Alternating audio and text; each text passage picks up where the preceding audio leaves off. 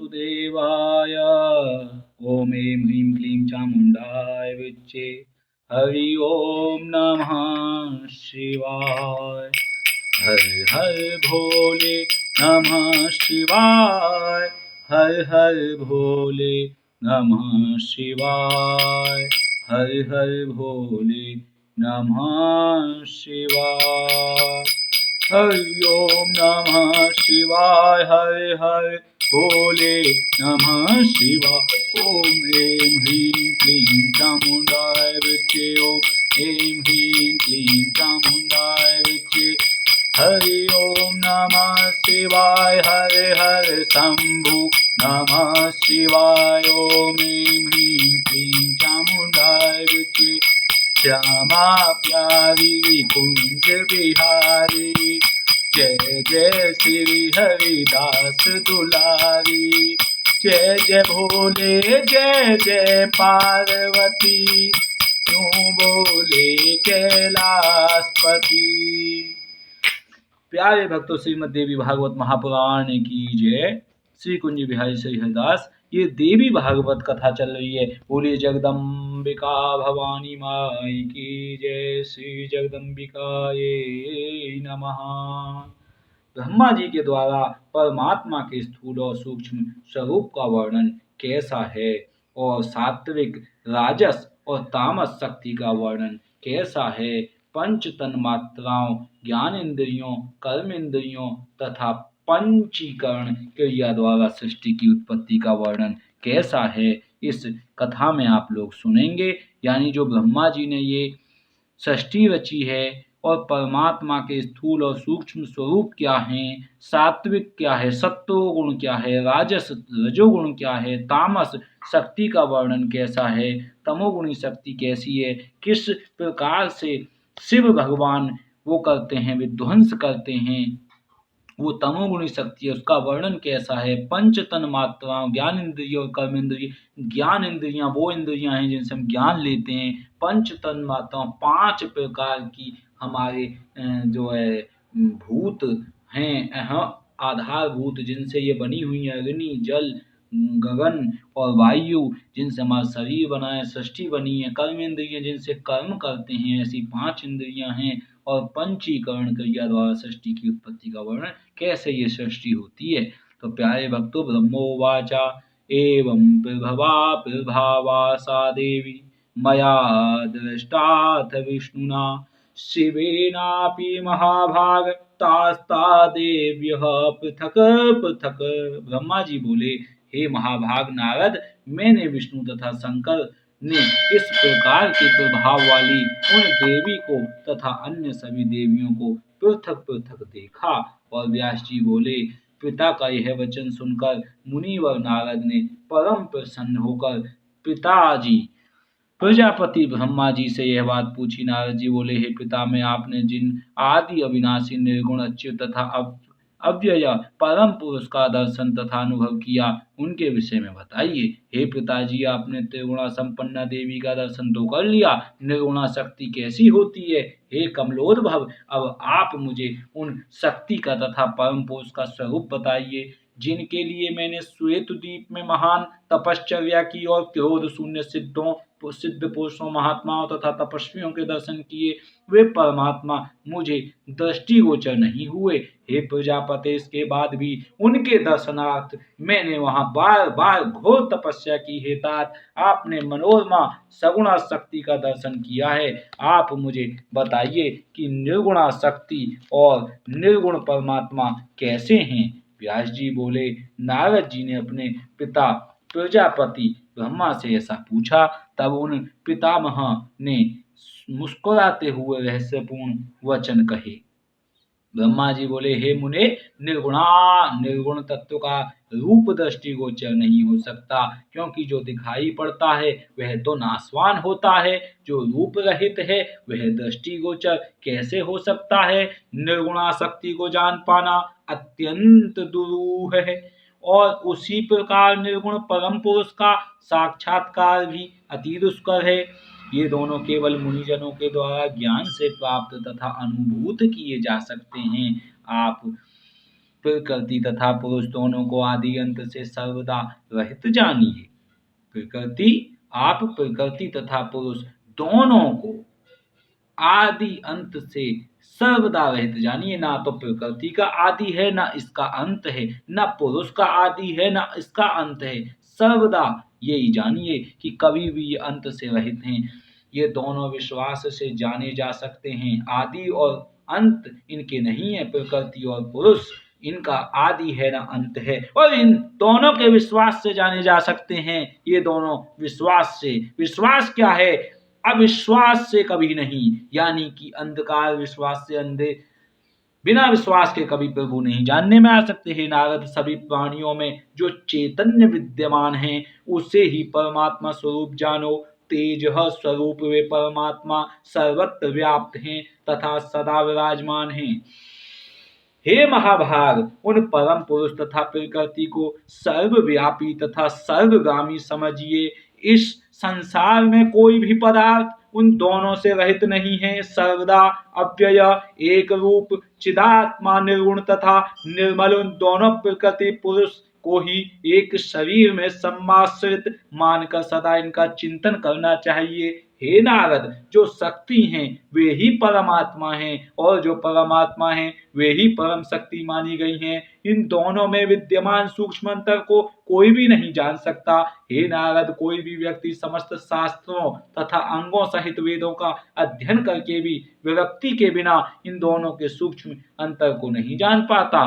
हे पुत्र, जड़ चेतन रूप यह सारा जगत अहंकार से निर्मित है। ऐसी स्थिति में सैकड़ों कल्पों में भी यह अहंकार से रहित कैसे हो सकता है? हे पुत्र, सगुण मनुष्य निर्गुण को नेत्र से कैसे देख सकता? अतः हे महाबुद्धे, उन परमात्मा के सगुण रूप का मन से सम्यक ध्यान करते रहो। हे मुनि श्रेष्ठ, श्री कुंज बिहारी श्री हरिदास। हे पुत्र, सगुण मनुष्य निर्गुण रूप से नहीं देख सकता, इसलिए परमात्मा के सगुण रूप का मन से सम्यक ध्यान करते रहो। हे, यानी कि सगुण रूप का ध्यान करते रहो, जो भी तस्वीर में छवि में दिखाई दे रहे हैं। इसलिए निर्गुण को तो देख पाना ही बहुत मुश्किल है इन आँखों से। इसलिए राधा कृष्ण है, सीता राम है, शिव जी पार्वती, लक्ष्मी विष्णु जी, जो भी सगुण रूप है, साकार रूप है, उसका ध्यान करते रहो। हे मुनि श्रेष्ठ, पित्त से आच्छादित जीवा जिस प्रकार यथार्थ रस का अनुभव न करके केवल कटु रस का अनुभव करती है, यानी कि पित्त एक रोग होता है, पीलिया। जब पीलिया रोग हो जाता है तो जो पीलिया रोग से आच्छादित जीवा है, यानी वो जीव जिस शरीर में पीलिया रोग है उसमें यथार्थ रस का अनुभव नहीं कर पाती। जो रस है वास्तविकता में मीठे का अनुभव नहीं कर पाती, वो उसको केवल कड़वा ही कड़वा लगता है। तथा पित्त आच्छादित नेत्र, पित्त रोग से आंखें भी पित्त रोग से, पीलिया से हमारी बीमार हैं। यथार्थ रूप न देखकर केवल पीले रंग को ही देखता है। और उसी प्रकार गुणों से जब आंखों में पीलिया हो जाता है तो वो किसी भी रंग को, लाल हो काला हो, सभी रंग को वो पीला रंग देखता है।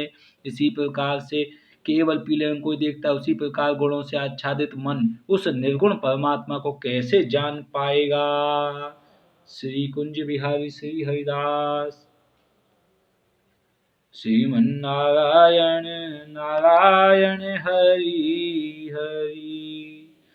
और परमात्मा को नहीं जान पाएगा क्योंकि मन भी तो अहंकार से उत्पन्न हुआ है।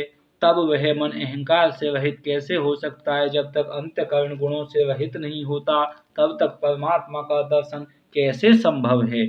जब मनुष्य अहंकार विहीन हो जाता है तब वह अपने हृदय में उनका साक्षात्कार कर लेता है। नारद जी बोले, हे देव देवेश, तीनों गुण का जो स्वरूप है, तीनों गुणों का जो स्वरूप है उसका विस्तार पूर्वक विवेचन कीजिए और त्रिगुणात्मक अहंकार के स्वरूप का भी वर्णन कीजिए। हे पुरुषोत्तम, सात्विक, राजस और तीसरे तामस अहंकार के स्वरूप भेद को बताइए। इस प्रकार गुणों के विस्तृत लक्षणों को विभाग पूर्वक मुझको बताइए। हे प्रभु, मुझे ऐसा ज्ञान दीजिए जिसे जानकर मैं पूर्ण रूपेण मुक्त हो जाऊं। ब्रह्मा जी बोले, हे निष्पाप स्त्रीविद, अहंकार की 3 शक्तियां हैं, मैं उन्हें बताता हूँ। वे हैं ज्ञान शक्ति, क्रिया शक्ति, तीसरी है अर्थ शक्ति। उनमें सात्विक अहंकार की ज्ञान शक्ति, यानी कि कोई व्यक्ति अगर ज्ञानी नहीं है तो समझ लो उसमें सात्विक अहंकार नहीं है। उनमें सात्विक अहंकार की ज्ञान शक्ति होती है। जिसको ज्ञान ज्यादा चाहिए वो सात्विक अहंकारी व्यक्ति है, सतोगुण वाला व्यक्ति है। और राजस की क्रिया शक्ति जो बस करना चाहता है, करना करूं करूं करूं, गोबर उठाऊं, निराल करूं, सानी करूं, या फिर मैं जो है नौकरी करूं, मैं कुछ काम करता हूं, हाथ पैर हिलाता हूं, हाथ पैरों को चलाने वाला व्यक्ति बुद्धि से, मन से और कानों से सुन के वो ज्ञान नहीं चाहता। वो सिर्फ हाथ पैरों की क्रियाओं को ज्यादा करना चाहता है। उसमें क्रिया शक्ति है, रजोगुण है उसमें, और तामस की द्रव्य शक्ति। ये तीनों शक्तियां आपको बता दी हे नारद। अब मैं उनके कार्यों को सम्यक रूप से बताऊंगा, सुनिए। तामसी द्रव्य शक्ति अर्थ शक्ति से उत्पन्न, यानी जो तामसी द्रव्य शक्ति है वो अर्थ शक्ति से उत्पन्न शब्द, रस, रूप, रस तथा गंध, ये तन्मात्राएं कही गई हैं। आकाश का एकमात्र गुण शब्द, वायु का गुण स्पर्श। वायु क्या करती है? स्पर्श करती है। आकाश क्या करता है? एकमात्र गुण शब्द। आकाश में शब्द है, केवल शब्द, आकाश में वायु नहीं है। वायु स्पर्श करती है। अग्नि का गुण रूप है, अग्नि रूप ले लेती है। जल का गुण रस है, जल में रस आता है। तथा पृथ्वी का गुण गंध है, पृथ्वी में गंध आती है। ऐसा जानना चाहिए हे नारद। ये तन मात्राएं अत्यंत सूक्ष्म हैं, यानी रूप, रस, गुण और स्पर्श, इन सब से मिलकर सृष्टि को बनती हैं ये सृष्टियां। और इनमें ही ये जो शक्तियां हैं, आप इनको समझिए, स्पर्श को, रूप को, रस को, गंध को, ये सब शक्तियां हैं द्रव्य शक्ति से। द्रव्य शक्ति का मतलब है जो द्रव्य यहाँ पर पदार्थ विराजमान हैं उनमें भी एक शक्ति है। और इनसे युक्त इन 10 तन्मात्राओं तथा 5 उनके गुणों से मिलकर तामस अहंकार की अनुवृत्ति से सृष्टि की रचना होती है। अब राजसी क्रिया शक्ति से उत्पन्न होने वाली इंद्रियों के विषय में मुझसे सुनो। श्रोत, त्वचा, रसना, नेत्र और नासिका, ये 5 ज्ञानेंद्रियां तथा वाणी, हाथ पैर, गुदा और गुह्यांग, ये 5 कर्म इंद्रियां उससे उत्पन्न हैं। यानी क्या कह रहे हैं कि श्रोत, त्वचा, एक तो हमारी त्वचा, रसना, जीव, नेत्र, आंख और नासिका, नाक, ये 5 ज्ञानेंद्रियां हैं। कौन कौन सी हैं? श्रोत, जिनसे हम सुन सकते हैं। त्वचा, जिनसे हम छू के अनुभव कर सकते हैं, गर्म है या ठंडा है, तो ज्ञान का पता चल रहा है ना। सुन के हमें पता चल रहा है कि कौन आ रहा है, कौन जा रहा है, क्या बोल रहा है, ज्ञान मिल रहा है। रसना, रसना मतलब जीभ से हमें चख के पता चलता है, खट्टा है, कड़वा है, मीठा है, तो ज्ञान मिलता है। नेत्र, आंखों से देखकर हम पता लगाते हैं। नाक से सुनकर पता लगाते हैं। आंखों से देख के पता लगाते हैं किधर जाना किधर नहीं जाना। इस प्रकार से ये ज्ञानेंद्रियां हैं। तथा वाणी, हाथ पैर, गुदा और गुह्यांग, तो गुह्य गुप्त अंग जो हैं हमारे, वो गुदा और पैर और हाथ और वाणी, इनमें से कुछ निकलता है, ये कुछ करती हैं। ये 5 कर्मेंद्रियां उससे उत्पन्न है। प्राण, अपान, व्यान, समान और तथा उदान, ये 5 वायु होती हैं। इन 5 ज्ञानेंद्रिय, 5 कर्मेंद्रिय, 5 वायु से मिलकर होने वाली सृष्टि राजसी सृष्टि कही जाती है। ये सभी साधन क्रिया शक्ति से सदा युक्त रहते हैं और इनके उपादान कारण को चित्त अनुवृत्ति कहा जाता है। दिशाएं, वायु, सूर्य, वरुण और दोनों अश्विनी कुमार ज्ञान शक्ति से युक्त हैं और ये सात्विक अहंकार से उत्पन्न हुए हैं। जो हमारी दिशाएं हैं, वायु है, सूर्य है, वरुण है, ये पदार्थ नहीं है, ये सात्विक ज्ञान शक्ति से युक्त हैं, सात्विक अहंकार से उत्पन्न हुए। 5 ज्ञान इंद्रियों के ही 5 अधिष्ठात्र देवता हैं। इसी प्रकार बुद्धि, आदि, अंतःकरण, चतुष्टय के चंद्रमा, ब्रह्मा, रुद्र तथा क्षेत्रज्ञ, ये अधिदेव हैं। ये चारों अधिष्ठात्र देवता कहे गए हैं। मन सहित ये सब 15 होते हैं। यह सात्विक अहंकार की सृष्टि है और सात्विक की सृष्टि कही गई है। स्थूल और सूक्ष्म भेद से परमात्मा के 2 रूप होते हैं। इनमें ज्ञान रूप निराकार स्वरूप सबका कारण कहा गया है। साधक के ध्यान आदि कार्यों के लिए परमात्मा के स्थूल रूप की उपासना कही गई है। साधक के ध्यान आदि कार्यों के लिए परमात्मा के स्थूल रूप की उपासना करो। और सूक्ष्म रूप क्या है? सूक्ष्म रूप, स्थूल और सूक्ष्म परमात्मा के 2 भेद हैं। उनमें ज्ञान रूप निराकार स्वरूप है और उस परमात्मा परम पुरुष का सूक्ष्म शरीर ही बताया गया है। मेरा यह शरीर सूत्र संज्ञक है। अब मैं इस पर ब्रह्म परमात्मा के स्थूल विराट स्वरूप का वर्णन करूंगा। हे नारद, आप उसे सुने। जिसे सावधानी से सुनकर मनुष्य मुक्त हो जाता है, इसके पहले मैंने गंध रस रूप स्पर्श और शब्द इन 5 तन्मात्राओं तथा पृथ्वी जल अग्नि वायु और आकाश इन सूक्ष्म पंच महाभूतों का वर्णन विस्तार से कर दिया है। उन्हीं पांचों को मिलाकर पंचीकरण की क्रिया से परमात्मा ने पंचभूतमय देह की सृष्टि की है। अब मैं पंचीकरण का भेद बताता हूँ, ध्यान देकर सुनिए। सबसे पहले रसरूप तन्मात्रा का मन में निश्चय करके जिस स्थूल रूप में जल होता है, वैसी ही उसकी 2 अंशों में भावना करे। उसी प्रकार अवशिष्ट 4 भूतों के भी 2-2 भाग करके उसमें से आधे भाग को पृथक कर ले। शेष आधे भाग अंश को 4 प्रकार से अलग करके आधे भाग से रहित उन अंशों में मिला दे।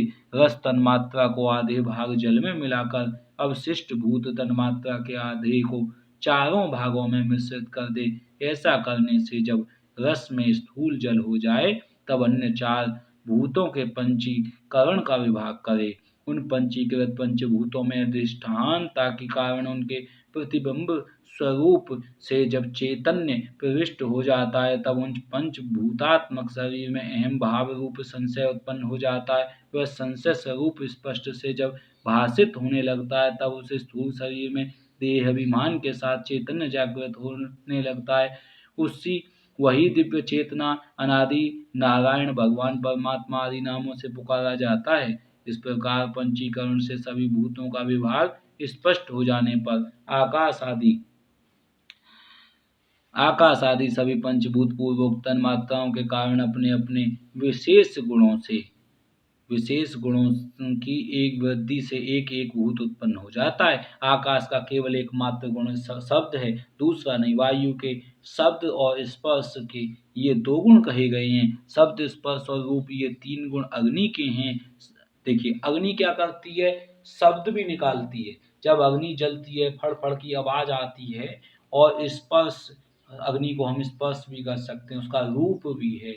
वायु के 2 शब्द और स्पर्श। वायु जब चलती है तो शब्द होता है, आवाज होती है, और उसको स्पर्श भी किया जा सकता है, महसूस किया जा सकता है, त्वचा से छुआ जा सकता है। आकाश में केवल शब्द है, आकाश को छुआ नहीं जा सकता, ना वहां से कोई उसका आकाश का रूप है। इस प्रकार के अग्नि के 3 हैं गुण। और शब्द, स्पर्श, रूप और रस ये 4 गुण जल के हैं। शब्द, स्पर्श, रूप, रस और गंध ये 5 गुण पृथ्वी के हैं। इस प्रकार इन पंचीकृत महाभूतों के योग से ब्रह्मांड की उत्पत्ति कही जाती है। ब्रह्मांड के अंश से उत्पन्न सभी जीवों को मिलाकर 84 लाख जीव योनियां कही गई हैं। ओम इति श्रीमद्भागवते महापुराणे अष्टादश सहस्रायाम सहितायाम तृतीय स्कंदे तत्व निरूप वर्णनम नाम सप्तमोऽध्याय। श्री कृष्णार्पणमस्तु। ओम नमो भगवते वासुदेवाय। प्यारे भक्तों, किस प्रकार से आनंद आ रहा है। और ये 7वां अध्याय आपका तृतीय स्कंद का संपूर्ण हुआ।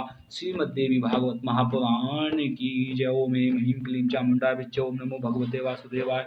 श्री कुंज बिहारी श्री हरिदास श्री जगदम्बिकायै नमः।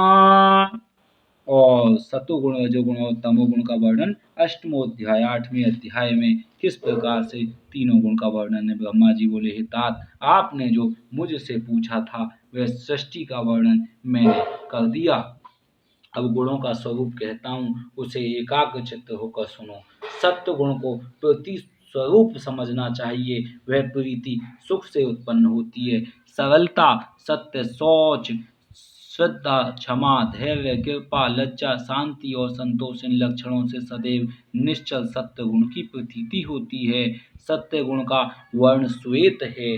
वह सर्वदा धर्म के प्रति प्रीति उत्पन्न करता है। सत श्रद्धा का आविर्भाव करता है तथा असत श्रद्धा को समाप्त करता है।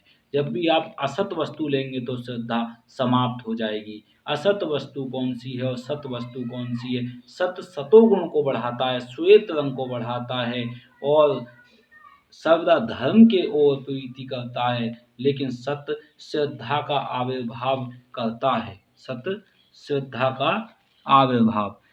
सत सर्वदा धर्म के प्रीति उत्पन्न करता है, सत श्रद्धा का आविर्भाव करता है। आविर्भाव मतलब श्रद्धा को बुलाता है सतोगुण, और असत श्रद्धा को समाप्त करता है। इसलिए असत वस्तुओं को ना ग्रहण करें, असत शब्द ना बोलें, असत वस्तु ना खाएं। और असत वस्तु कौन सी और सत कौन सी ये भी बताई जाएगी। तत्वदर्शी मुनियों ने 3 प्रकार की श्रद्धा बतलाई है। सात्विकी, राजसी और तामसी 3 प्रकार की श्रद्धा होती हैं, जिनकी श्रद्धा भूत प्रेतों में होती है और काली में, शिव में होती है। वो तामसी श्रद्धा वाले लोग हैं, जिनकी ब्रह्मा जी में, कमाने में, घोड़ा गाड़ी बंगला ज़्यादा से ज़्यादा, वो राजसी श्रद्धा वाले हैं। और जिनकी लक्ष्मी विष्णु भगवान में, वो सात्विक श्रद्धा वाले हैं। जो ज्ञान की ओर बढ़ना चाहते हैं वो सात्विक श्रद्धा वाले हैं। और जो राइटर हैं, पोएट हैं, कवि हैं, जो हारमोनियम बजाते हैं, जो वीणा बजाते हैं, वो जो गाते हैं, वो सब सात्विक ही हैं, यानी कि सात्विक श्रद्धा वाले लोग हैं, सतोगुणी। और रजोगुणी रक्त वर्ण वाला कहा गया है। यह आश्चर्य एवं अप्रीति को उत्पन्न करता है। दुख से योग के कारण ही निश्चित रूप से अप्रीति उत्पन्न होती है। जब दुख से योग हो जाता है तो निश्चित रूप से अप्रीति उत्पन्न होती है। दुख आने पे अप्रीति, यानी कि दुख से प्रीति नहीं होती और अप्रीति उत्पन्न हो जाती है। जहाँ ईर्षा, द्रोह, मत्सर, स्तंभन, उत्कंठा एवं निद्रा होती है, वहाँ राजसी श्रद्धा होती है। और अभिमान, मद और गर्व ये सब भी राजसी श्रद्धा से ही उत्पन्न होते हैं। अतः विद्वान मनुष्यों को चाहिए कि वे इन लक्षणों द्वारा राजसी श्रद्धा समझ लें। ठीक प्यारे भक्तों, हमें राजसी श्रद्धा से हमेशा बच के रहना चाहिए। और श्री कुंज बिहारी श्री हरिदास, मद और गर्व ये सभी राजसी श्रद्धा से उत्पन्न होते हैं। अतः विद्वान मनुष्यों को चाहिए कि वे इन लक्षणों द्वारा राजसी श्रद्धा समझ लें। तमोगुण का वर्ण कृष्ण होता है।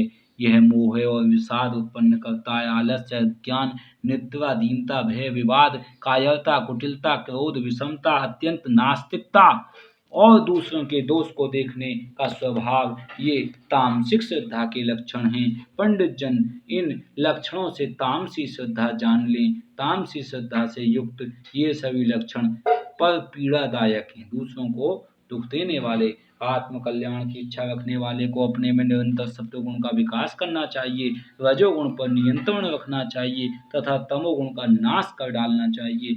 ये तीनों गुण एक दूसरे का उत्कर्ष होने की दशा में परस्पर विरोध करने लगते हैं। ये सब एक दूसरे के आश्रित हैं, निराश्रय होकर नहीं रहते। सतोगुण, रजोगुण तथा तमोगुण में से कोई एक अकेला कभी नहीं रह सकता। ये सभी सदैव मिलकर रहते हैं, इसलिए ये अन्योन्य आश्रय संबंध वाले कहे गए हैं।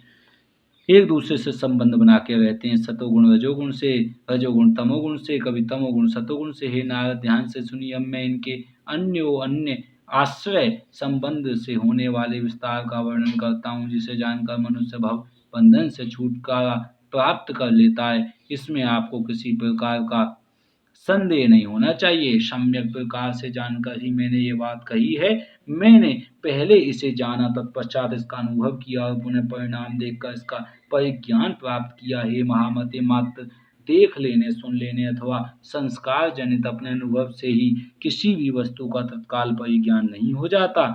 जैसे किसी पवित्र तीर्थ के विषय में सुनकर किसी व्यक्ति के हृदय में राजसी श्रद्धा उत्पन्न हो गई और वह उस तीर्थ में चला गया। वहां पहुंचकर उसने देखा, जैसा पहले सुना था, उस तीर्थ में उसने स्नान करके तीर्थ कृत्य किया और राजसी दान भी दिया। रजोगुण से युक्त रहकर उस व्यक्ति ने कुछ समय तक वहां तीर्थवास भी किया, किंतु ऐसा करके भी वह राग द्वेष से मुक्त नहीं हो पाया और काम के क्रोध आदि विकारों से आच्छादित ही रहा। पुनः अपने घर लौटा और वह पूर्व की भांति वैसे ही रहने लगा। हे मुनीश्वर, उस व्यक्ति ने तीर्थ की महिमा तो सुनी थी, किंतु उसका सम्यक अनुभव नहीं किया। इसी कारण उसे तीर्थ यात्रा का कोई फल नहीं प्राप्त हुआ। अतः हे नारद, उसका सुनना न सुनने के बराबर समझे। हे मुनि श्रेष्ठ, आप यह जान लें कि तीर्थ यात्रा का फल पाप से छुटकारा प्राप्त करना है। वह कैसे संभव है? और यह वैसे ही है जैसे संसार में कृषि का फल, उत्पादित अन्न का भक्षण है, जो काम, क्रोध, लोभ, मोह, तृष्णा, द्वेष, राग, मद, परदोष, दर्शन, ईर्षा, सहनशीलता का अभाव और अशांति आदि हैं। प्यारे भक्तों, जो काम है, क्रोध है, लोभ है, मोह है, तृष्णा है, द्वेष है, राग है, मद है, परदोष, दर्शन है, ईर्षा है, सहनशीलता का अभाव है और शांति है, ये पाप में शरीर के विकार हैं। हे नारद, जब तक आप ये शरीर जब ये पाप शरीर से नहीं निकलते, तब तक मनुष्य पापी ही रहता है। तीर्थ यात्रा करने पर भी यदि ये पाप देह से नहीं निकले तो तीर्थाटन करने का वह परिश्रम उस प्रकार व्यर्थ है, जैसे किसी किसान का उस किसान ने परिश्रम पूर्वक खेत को खोदा, अत्यंत कठोर भूमि को जोता, उसमें महंगा बीज बोया और अन्य आवश्यक कार्य किए तथा फल प्राप्ति की इच्छा से उसकी रक्षा के लिए दिन रात कष्ट अनेक सहे, किंतु फल लगने का समय हेमंत काल आने पर वह सो गया, जिससे व्याघ्र आदि अन्य वन्य जंतुओं तथा टिड्डियों ने उस फसल को खा लिया और अंत में वह किसान सर्वथा निराश हो गया। उसी प्रकार हे पुत्र, तीर्थ में किया गया वह श्रम भी कष्टदायक ही सिद्ध होता है, उसका कोई फल नहीं मिलता। हे नारद, शास्त्र के अवलोकन से सत्वगुण समुन्नत होता है तथा बड़ी तेजी से बढ़ता है। उसका फल यह होता है कि तामस पदार्थों के प्रति वैराग्य हो जाता है। वह सतोगुण, रज और तम इन दोनों को बलपूर्वक दबा देता है। लोभ के कारण रजोगुण अत्यंत तीव्र हो जाता है। वह बढ़ा हुआ रजोगुण सत्य तथा तम इन दोनों को दबा देता है। उसी प्रकार तमोगुण मोह के कारण तीव्रता को प्राप्त होकर सत्वगुण तथा रजोगुण इन दोनों को दबा देता है। ये गुण जिस प्रकार एक दूसरे को दबाते हैं उसे मैं यहाँ पर विस्तार पूर्वक कह रहा हूँ। जब सतोगुण बढ़ता है उस समय बुद्धि धर्म में स्थित रहती है। उस समय वह रजोगुण या तमोगुण से उत्पन्न बाह्य विषयों का चिंतन नहीं करती। उस समय बुद्धि सतोगुण से उत्पन्न होने वाले कार्य को अपनाती है। इसके अतिरिक्त वह अन्य कार्यों में नहीं फंसती। बुद्धि बिना प्रयास के ही धर्म तथा यज्ञ आदि कार्यों में प्रवृत्त हो जाती है। मोक्ष की अभिलाषा से मनुष्य उस समय सात्विक पदार्थों के भोग में प्रवृत्त रहता है, वह राजसी भोगों में लिप्त नहीं होता। तब भला वह तमोगुणी कार्यों में क्यों लगेगा। इस प्रकार पहले रजोगुण को जीत करके वह तमोगुण को पराजित करता है। हे तात, उस समय एकमात्र विशुद्ध सत्वगुण ही स्थित रहता है, विशुद्ध सत्वगुण। और जब मनुष्य के मन में रजोगुण की वृद्धि होती है तब वह सनातन धर्मों को त्याग कर राजसी श्रद्धा के वशीभूत हो विपरीत धर्माचरण करने लगता है। रजोगुण बढ़ने से धन की वृद्धि होती है और भोग भी राजसी हो जाता है। उस दशा में रजोगुण बढ़ने से धन की वृद्धि होती है। रजोगुण बढ़ेगा तो ज़्यादा से ज़्यादा धन कमा के लाएगा और भोग भी राजसी हो जाएंगे। उस दशा में सत्वगुण यानी कि जैसे धन ज़्यादा कमाएगा तो हेलीकॉप्टर लाएगा, हवाई जहाज लाएगा, कूलर लाएगा, पंखा लाएगा, टीवी लाएगा। ये राजसी रजोगुण ज़्यादा होने से राजसी भोग हैं। उस दशा में सतोगुण दूर चला जाता है तो ज्ञान दूर चला जाएगा और उससे तमोगुण भी दब जाता है। जब तमोगुण की वृद्धि होती है और वह उत्कट हो जाता है तब वेद तथा धर्मशास्त्र में विश्वास नहीं रह जाता। तमोगुण होने से वेद और धर्मशास्त्र में विश्वास नहीं रहता। उस समय मनुष्य तामसी श्रद्धा प्राप्त करके धन का दुरुपयोग करता है, सबसे द्रोह करने लगता है तथा उसे शांति नहीं मिलती। वह क्रोधी, दुर्बुद्धि तथा दुष्ट मनुष्य सतो तथा रजोगुण को दबाकर अनेक विधि तामसी विचारों में लीन रहता हुआ मनमाना आचरण करने लगता है। जब तमोगुण बढ़ता है तो शराब, मांस, मदिरा, दारू, बीड़ी, गुटखा, तम्बाकू इन सब को खाने लग जाता है और उसको मनमाना आचरण करना बोलते हैं। किसी भी प्राणी में सतोगुण, रजोगुण तथा तमोगुण अकेले नहीं रहते और अपितु मिश्रित धर्म वाले वे तीनों गुण एक दूसरे के आश्रयीभूत होकर रहते हैं। हे पुरुष श्रेष्ठ, रजोगुण के बिना सतोगुण और सतोगुण के बिना रजोगुण कदापि नहीं रह सकते। इसी प्रकार तमोगुण के बिना ये दोनों गुण नहीं रह सकते। इस प्रकार ओम श्री हनुमंते नमः। इस प्रकार ये गुण परस्पर स्थित रहते हैं। सत्वगुण तथा रजोगुण के बिना तमोगुण नहीं रहता, क्योंकि मिश्रित धर्म वाले तीनों सभी गुणों की स्थिति कार्य कारण भाव से विभिन्न प्रकार की होती है। ये सभी गुण अन्य अन्य आश्रय भाव से विद्यमान रहते हैं, अलग अलग भाव से नहीं। पृषभ धर्मी होने के कारण ये एक दूसरे के उत्पादक भी होते हैं। सतोगुण कभी रजोगुण को और कभी तमोगुण को उत्पन्न करता है। इसी तरह रजोगुण कभी सतोगुण को तो कभी तमोगुण को उत्पन्न करता है। इसी प्रकार तमोगुण कभी सतोगुण को तो कभी रजोगुण को भी उत्पन्न करता है। ये तीनों गुण आपस में एक दूसरे को उसी प्रकार उत्पन्न कर देते हैं जिस प्रकार मिट्टी का लौंदा घड़े को उत्पन्न कर देता है। मनुष्यों में बुद्धि में स्थित ये तीनों गुण परस्पर कामनाओं को उसी प्रकार जागृत करते हैं जैसे देवदत्त, विष्णुमित्र और यज्ञदत्त आदि सभी मिलकर काम करते हैं। जिस प्रकार स्त्री और पुरुष आपस में मिथुन भाव को प्राप्त होते हैं, उसी प्रकार ये तीनों गुण परस्पर युग्म भाव को प्राप्त रहते हैं। रजोगुण का युग्म भाव होने पर सतोगुण, सतोगुण का युग्म भाव होने पर रजोगुण और तमोगुण के युग्म भाव से सतोगुण तथा रजोगुण ये दोनों उत्पन्न होते हैं, ऐसा कहा गया है। यानी कि रजोगुण, सतोगुण, तमोगुण तीनों एक साथ रहते हैं। जिस प्रकार से पति पत्नी एक साथ रहते हैं और उनको आनंद आता है। प्यारे भक्तों, और इसी में बोल रहे हैं कि रजोगुण का युग्म भाव होने से सतोगुण, सतोगुण का युग्म भाव होने से रजोगुण और तमोगुण के युग्म भाव से सतोगुण तथा रजोगुण ये दोनों उत्पन्न होते हैं, ऐसा कहा गया है।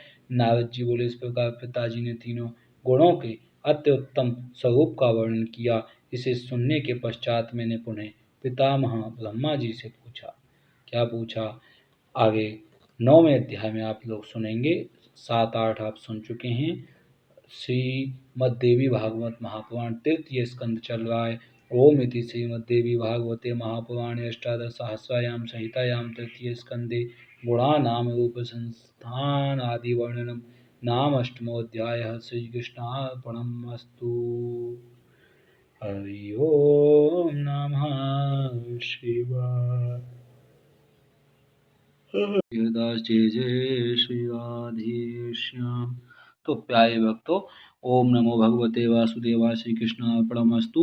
आपका ओम इति श्रीमद्भागवते महापुराणे अष्टादशसहस्रायां संहितायां तृतीय स्कंदे गुणानाम रूप संस्थान आदि वर्णन नाम अष्टमोऽध्याय। और गुणों के रूप में आपने इस अध्याय में सुना। सतोगुण, रजोगुण, तमोगुण क्या हैं, किस प्रकार से ये कार्य करते हैं, कैसे ये हैं, ये सब के विषय में आपने सुना। प्यारे भक्तों, अब ओम नमो भगवते वासुदेवाय 9वां अध्याय आ गया है। ओम ऐं ह्रीं क्लीं चामुंडाय विच्चे श्री जगदम्बिकायै नमः। अथ 9वां अध्यायः तृतीय स्कंध। श्रीमद्देवी भागवत महापुराण की जय। जगदम्बिकायै नमः। श्री कृष्ण भगवान की जय। गुणों के परस्पर मिश्री भाव का वर्णन, देवी के बीज मंत्र की महिमा। अब नारद जी बोले, हे तात, आपने गुणों के लक्षणों का वर्णन किया, किंतु आपके मुख से निस्वत वाणी रूपी मधुर रस का पान करता हुआ मैं अभी भी तृप्त नहीं हुआ हूँ। अतएव अब आप इन गुणों के सूक्ष्म ज्ञान का यथावत वर्णन कीजिए, जिससे मैं अपने हृदय में परम शांति का अनुभव कर सकूं। व्यास जी बोले, अपने पुत्र महात्मा नारद के इस प्रकार पूछने पर रजोगुण से आविर्भूत सृष्टि निर्माता ब्रह्मा जी ने कहा। अपने पुत्र महात्मा नारद के इस प्रकार पूछने पर रजोगुण से आविर्भूत सृष्टि निर्माता ब्रह्मा जी ने क्या कहा। ब्रह्मा जी बोले, हे नारद सुनिए, अब मैं गुणों का विस्तृत वर्णन करूंगा। यदि मैं इस विषय में सम्यक ज्ञान नहीं रखता, फिर भी यद्यपि मैं इस विषय में सम्यक पूरा ज्ञान नहीं रखता, फिर भी अपनी बुद्धि के अनुसार आपसे वर्णन कर रहा हूँ। केवल सतगुण कहीं भी परिलक्षित नहीं होता, केवल सतोगुण कहीं भी परिलक्षित नहीं होता। गुणों का परस्पर मिश्री भाव होने के कारण वे सत्वगुण भी मिश्रित दिखाई देता है। जिस प्रकार सब भूषणों से विभूषित तथा हाव भाव से युक्त कोई सुंदरी स्त्री अपने पति को विशेष प्रिय होती है तथा माता पिता एवं बंधु बांधवों के लिए भी प्रीतिकर होती है, किंतु वही स्त्री अपने सौतों के मन में दुख और मोह उत्पन्न करती है। इसी प्रकार सत्वगुण के स्त्री भावापन्न होने पर रजोगुण और तमोगुण से मिलने पर भिन्न वृत्ति उत्पन्न होती है। ऐसे ही रजोगुण तथा तमोगुण के स्त्री भावापन्न होने पर एक दूसरे के परस्पर संयोग के कारण विपरीत भावना प्रतीत होती है। हे नारद, यदि ये तीनों गुण परस्पर मिश्रित न होते तो उनके स्वभाव में एक सी ही प्रवृत्ति रहती, किंतु तीनों गुणों में मिश्रण होने के कारण ही विभिन्नता दिखाई देती है।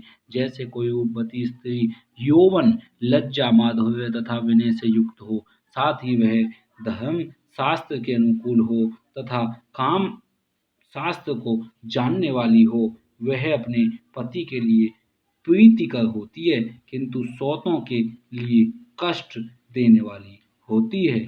सौतों के लिए मोह तथा दुख देने वाली होने पर भी कुछ लोगों के द्वारा वह सतोगुणी कही जाती है और सतोगुण के अनेक शुभ कार्य करने पर भी वह सौतों को विपरीत भाव वाली प्रतीत होती है। जैसे राजा की सेना चोरों से पीड़ित सज्जनों के लिए सुख देने वाली होती है, किंतु वही सेना चोरों के लिए दुखदायिनी, मूढ़ तथा गुणहीन होती है। इससे प्रकट होता है कि स्वाभाविक गुण भी विपरीत लक्षणों वाले दिख पड़ते हैं। जैसे किसी दिन जब चारों ओर काले काले मेघ घिर आए, बिजली चमक रही हो, मेघ गरज रहे हों, अंधकार से आच्छादित हो और घनघोर वर्षा के कारण सूखी भूमि सिंच रही हो, तब भी लोग उसे तमोरूप गाढ़ अंधकार से व्याप्त दुर्दिन नाम से ही पुकारते हैं। एक और वही दुर्दिन किसानों को खेत जोतने तथा बीज बोने की सुविधा देने के कारण सुखदायी प्रतीत होता है, किंतु दूसरी ओर वही दो दिन उन अभागे ग्रस्तों के लिए दुखदायी हो जाता है, जिनके घर अभी छाए नहीं जा सके हैं और जो तृण काष्ठ आदि के संग्रह में व्यस्त हैं। साथ ही वही दो दिन उन स्त्रियों के हृदयों में शोक उत्पन्न करता है, जिनके पति परदेश गए हों।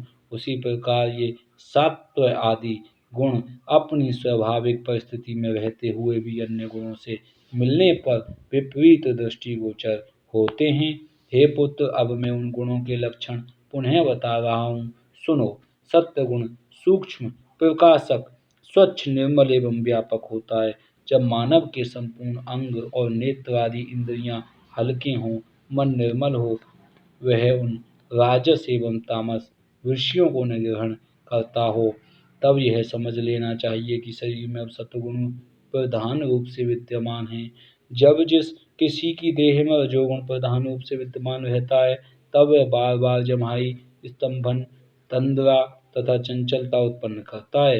इसी प्रकार जब अत्यंत कलह करने का मन चाहता हो, अन्यत्र जाने की इच्छा हो, चित्त चंचल हो और वाद विवाद में उलझने की प्रवृत्ति हो, मन में काम भावना का गहरा पर्दा पड़ जाए, तब यह समझ ले कि शरीर में तमोगुण की प्रधानता है। उस समय शरीर के अंग भारी हो जाते हैं, इंद्रियां तामसिक भावों के वशीभूत रहती हैं, चित्त विमूढ़ रहता है और वह निद्रा की इच्छा नहीं करता। हे नारद, इसी प्रकार सभी गुणों के लक्षण समझना चाहिए। नारद जी बोले, हे पितामह, आपने तीनों गुणों को भिन्न भिन्न लक्षणों वाला बताया, फिर भी ये एक स्थान में रहकर निरंतर कार्य कैसे करते हैं? विपरीत होते हुए भी सत्वरूप ये गुण एकत्र होकर परस्पर मिल करके किस प्रकार कार्य करते हैं, यह मुझे बताइए। ब्रह्मा जी बोले, हे पुत्र, सुनो, मैं बताता हूँ। उन तीनों गुणों का स्वभाव दीपक के समान है। जैसे दीपक में तेल, बत्ती और अग्नि शिखा तीनों परस्पर विरोधी धर्म वाले हैं। बत्ती को अग्नि जला देगी और घी, दीपक में तेल है, बत्ती है और अग्नि शिखा है, तीनों परस्पर विरोधी धर्म वाले हैं, किंतु तीनों के सहयोग से ही दीपक वस्तुओं आदि का दर्शन कराता है। यद्यपि आग के साथ मिला हुआ तेल आग का विरोधी है, आग के साथ मिला हुआ तेल आग का विरोधी और तेल बत्ती तथा अग्नि का विरोधी है।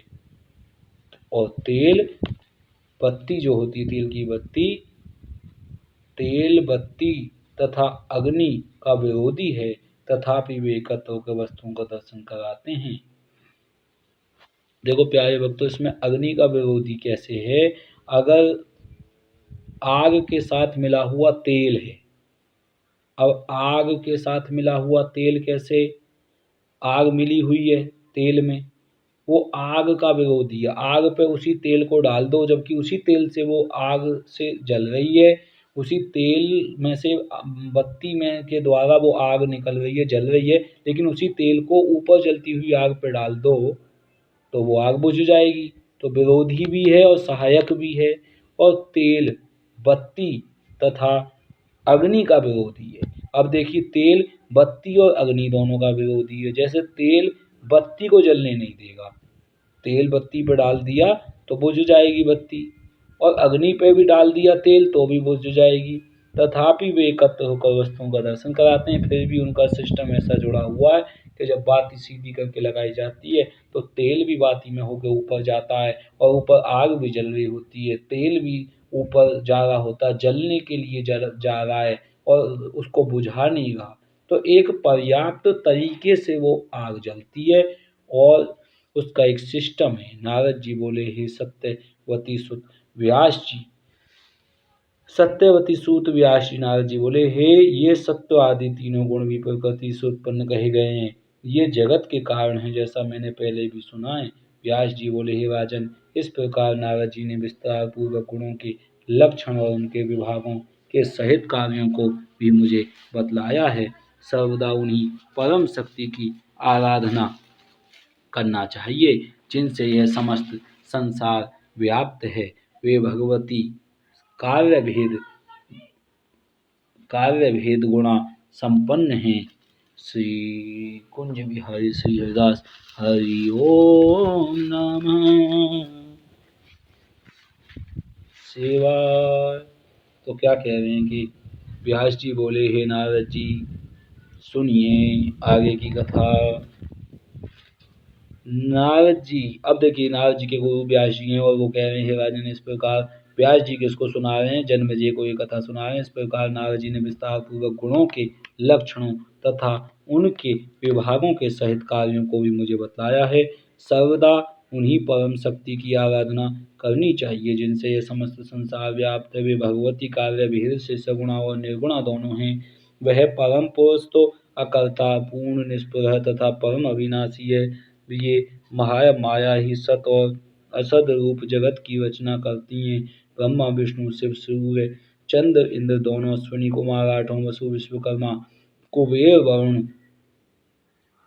अग्नि, वायु, पूषा, कुमार, कार्तिकेय और गणपति, ये सभी देवता उन्हीं महामाई की माया की शक्ति से युक्त होकर अपने अपने कार्य करने में समर्थ होते हैं। मुनीश्वर, यदि ऐसा न हो तो वे हिलने डुलने में भी समर्थ नहीं हो सकते। हे राजन, वे, अब देखो यहाँ पे उन्होंने बता दिया ना, आठवां शून्य कुमार, ब्रह्मा, विष्णु, महेश, सभी, विश्वकर्मा, कुबेर, वरुण, अग्नि, वायु, पूषा और कुमार, कार्तिक, गणपति, सभी देवता उन्हीं महामाया की शक्ति से युक्त होकर चल रहे हैं, जो महामाया कृष्ण भगवान की दासी हैं, राम की दासी हैं, और उनसे युक्त होकर अपने अपने कार्य करने में समर्थ होते हैं। और महामाया ही अम्बा हैं, वही दुर्गा हैं, वही जो है महालक्ष्मी देती हैं, वही महाकाली देती हैं, वही महा सरस्वती देती हैं। उन्हीं के स्वरूप में सबका दर्शन इनको हुआ है, ब्रह्मा, विष्णु, महेश तीनों को। इस प्रकार से प्यारे भक्तों, आगे की कथा चल रही है। कैसी चल रही है आगे की कथा? एक मिनट। हाँ, तो महामाया की शक्ति से युक्त होकर अपने कार्य करते हैं मनुष्य, वह यदि ऐसा ना हो तो हिलने डुलने में भी समर्थ नहीं हो सकते। हे राजन, वे परमेश्वर ही इस जगत की परम कारण हैं। अतः हे नरपते, अब आप उन्हीं की आराधना करें, उन्हीं का यज्ञ करें और परम भक्ति के साथ विधिवत उन्हीं का पूजन करें। वे ही महालक्ष्मी, महाकाली एवं महा सरस्वती हैं।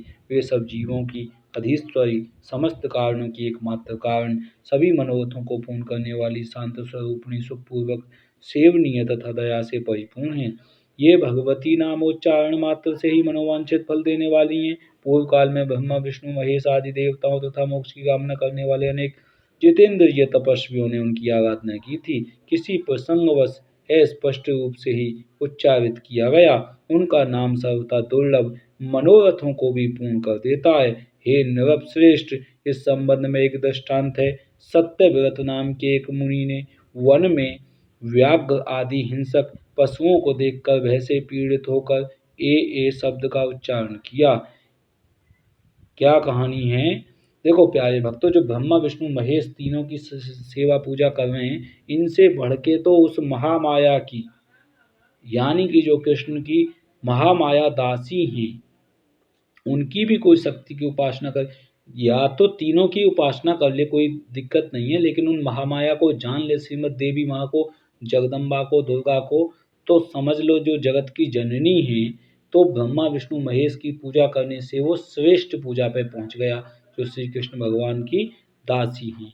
और उनका रूप छवि कैसा है, देवी का यज्ञ कैसे होता है, ये सब आपको धीरे धीरे हम बताएंगे। हे नृपश्रेष्ठ, संबंध में एक दृष्टांत है। सत्यव्रत नाम के एक मुनि ने वन में व्याघ्र आदि हिंसक पशुओं को देखकर वैसे पीड़ित होकर ए शब्द का उच्चारण किया। उस बिंदु रहित बीज मंत्र में एम का उच्चारण करने के फलस्वरूप उसे भगवती ने मनोवांछित फल प्रदान कर दिया था। यह दृष्टांत हम पुण्यात्मा मुनियों के लिए प्रत्यक्ष ही है। हे राजन, ब्राह्मणों की सभा में विद्वानों के द्वारा उदाहरण के रूप में उस सत्यव्रत के कहे जाते हुए संपूर्ण आख्यान को मैंने विस्तार पूर्वक सुना था। सत्यव्रत नाम वाले उस निरक्षर तथा महामूर्ख ब्राह्मण ने वह ए शब्द एक कोल के मुख से सुनकर स्वयं भी उच्चारण किया। बिंदु रहित एम, बिंदु भी नहीं थी उसमें, ए बोला था, और वैसे एम है, माता का जो शब्द है एम। ओम एम ह्रीम क्लीम चामुंडाय विच्चे, बीज का उच्चारण करने से भी वे श्रेष्ठ विद्वान हो गया। एकार के उच्चारण मात्र से भगवती प्रसन्न हो गईं और दयाद्र होकर उन परमेश्वरी ने उसे कविराज बना दिया। ओम इति श्रीमद्देवी भागवते महापुराणे, क्या बना दिया? कविराज, कवियों में राजा। परमेश्वरी ने कविराज बना दिया उस दयाद्र को, जिस पे दया की थी माता ने, जिसने एम भी नहीं बोलना आता था, ए बोला था उसने। और इति श्रीमद्भागवते, बिना जाने ही, श्रीमद्भागवते महापुराण अष्टादश सहस्रायाम संहितायां तृतीय स्कंदे गुण परिज्ञान वर्णनम नाम नवमो अध्याय और नौवां अध्याय। इस प्रकार से आपने सुना प्यारे भक्तों, गुणों का ज्ञान। श्री कृष्णार्पणमस्तु। ओम नमो भगवते वासुदेवाय। हरि ओम नमः शिवाय। ओम श्री जगदम्बिकायै नमः। ओम ऐं ह्रीं क्लीं चामुण्डाय विच्चे। ओम ऐं ह्रीं क्लीं चामुण्डाय विच्चे। ओम ऐं ह्रीं क्लीं चामुण्डाय विच्चे। ओम नमो भगवते वासुदेवाय। श्री कृष्णार्पणमस्तु। श्री कुंज बिहारी श्री हरिदास।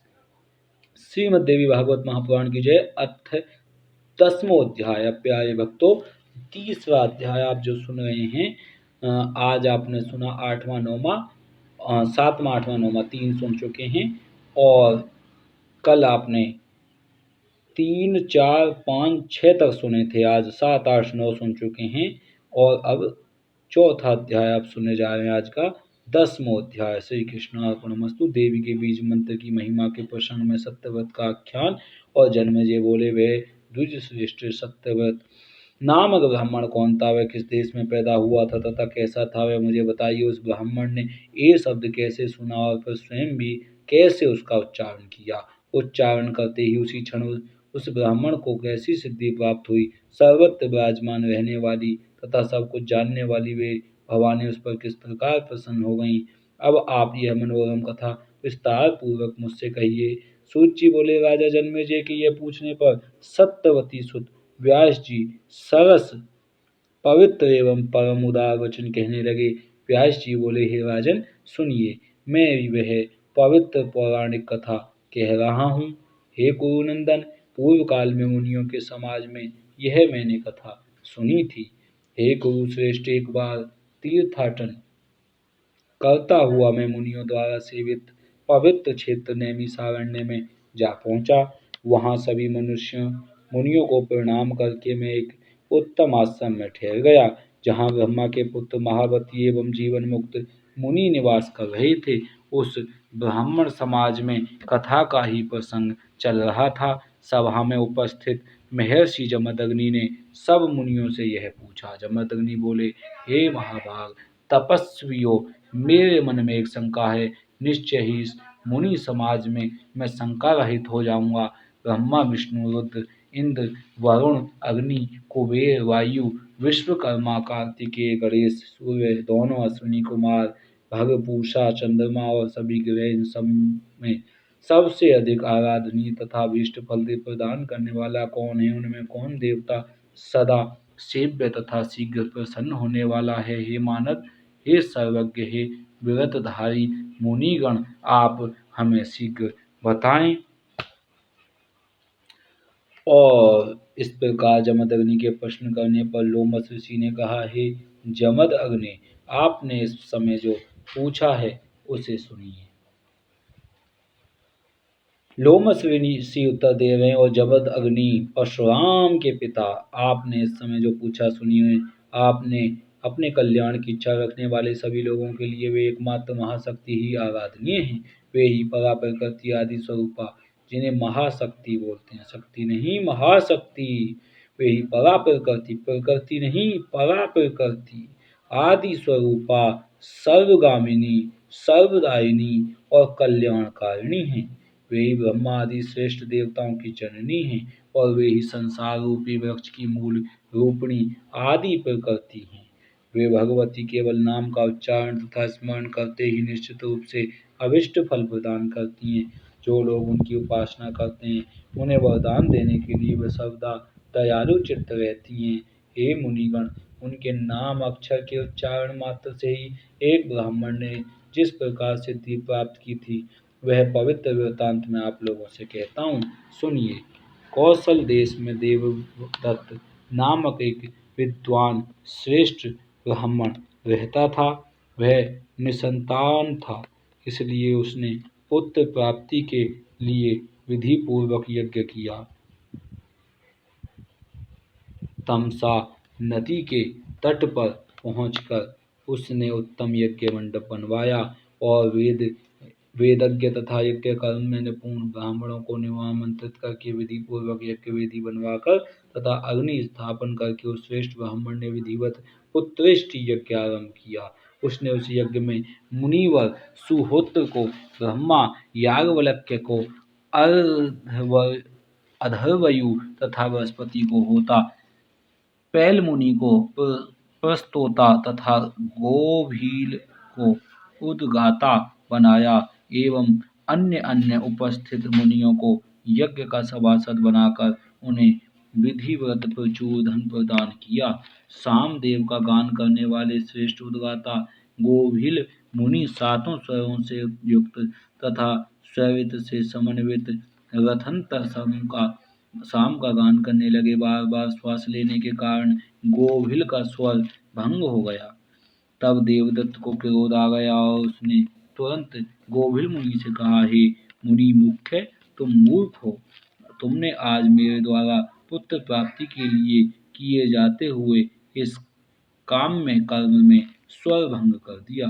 तब गोभील मुनि अत्यंत क्रोधित हो देवदत्त से कहने लगे, इस यज्ञ के फलस्वरूप उत्पन्न होने वाला तुम्हारा पुत्र मूर्ख, सट और गूंगा होगा। हे महामते, सभी प्राणियों के शरीर में श्वास आता जाता रहता है, इसे रोक पाना बड़ा कठिन है। अतः ऐसी स्थिति में स्वर भंग हो जाने में मेरा कुछ भी दोष नहीं है। महात्मा गोविल का यह वचन सुनकर साप से भयभीत देवदत्त ने अत्यंत दुखी होकर उनसे कहा, हे विप्रवर, आप मुझ निर्दोष पर व्यर्थी क्यों क्रोध हैं? मुनि लोग तो सदा क्रोध रहित और सुखदायक होते हैं। हे विप्र, थोड़े से अपराध का आपने मुझे शाप क्यों दे दिया?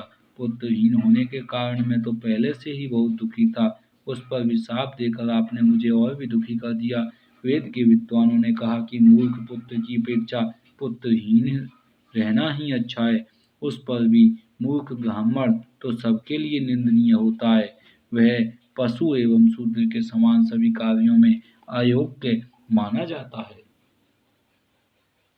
अतः हे विप्रवर, मूर्ख पुत्र को लेकर मैं क्या करूँगा।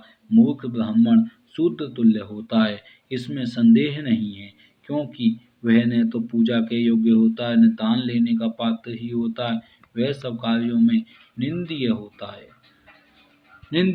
किसी देश में रहता हुआ वेद शास्त्र विहीन ब्राह्मण कर देने वाले शूद्र की भांति एक राजा के द्वारा समझा जाना चाहिए। फल की इच्छा रखने वाले पुरुष को चाहिए कि देव तथा पितृ कार्यों के अवसर पर उस मूर्ख ब्राह्मण को आसन पर न बैठाए। राजा भी वेद विहीन ब्राह्मण को शूद्र के समान समझे, उसे शुभ कार्यों में नियुक्त न करे, बल्कि उसे कृषि के काम में लगा दे। ब्राह्मण के अभाव में कुश के चट से स्वयं श्राद्ध कार्य। अब प्यारे भक्तों, जो ब्राह्मण हों उनको ये समझ लेना चाहिए कि अगर आप वेद नहीं पढ़ोगे तो कृषि के कार्यों में लगोगे।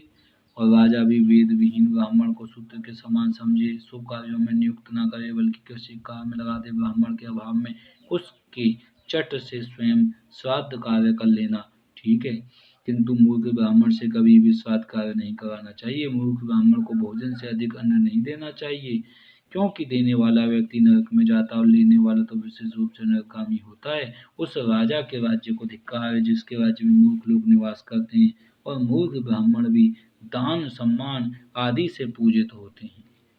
मूर्ख ब्राह्मण भी दान सम्मान आदि से पूजित होते हों, उस राजा को धिक्कार है। साथ ही जहाँ मूर्ख और पंडित के बीच आसन पूजन और दान में अंश मात्र भी भेद नहीं माना जाता, उस राजा को धिक्कार है। अतः विज्ञ पुरुष को चाहिए कि वह मूर्ख और पंडित की जानकारी अवश्य कर ले। जहाँ दान मान और परिग्रह से मूर्ख लोग महान गौरवशाली माने जाते हैं, उस देश में पंडित जनक को किसी प्रकार भी नहीं रहना चाहिए।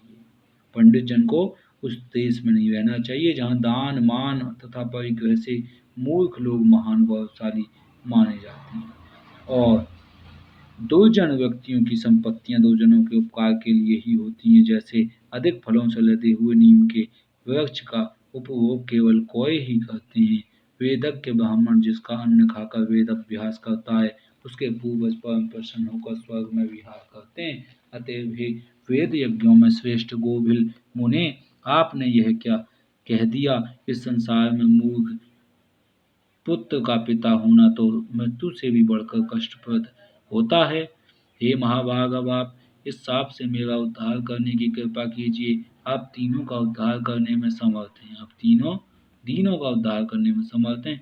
मैं आपके पैरों पड़ता हूँ। लोमस बोले। यह कहकर देवदत्त अत्यंत दीन हृदय और असहाय होकर नेत्रों में आंसू भरकर स्तुति करता हुआ मुनि के पैरों पर गिर पड़ा। तब उस दीन हृदय देवदत्त को देखकर गोभिल मुनि को दया आ गई। महात्मा लोग क्षण भर के लिए ही कोप करते हैं, किंतु पापियों का कोप कल्प पर्यंत बना रहता है। जल स्वभावतः शीतल होता है, वही जल अग्नि तथा धूप के संयोग से गर्म हो जाता है, किंतु पुनः उसका संयोग हटते ही वह शीघ्र शीतल हो जाता है।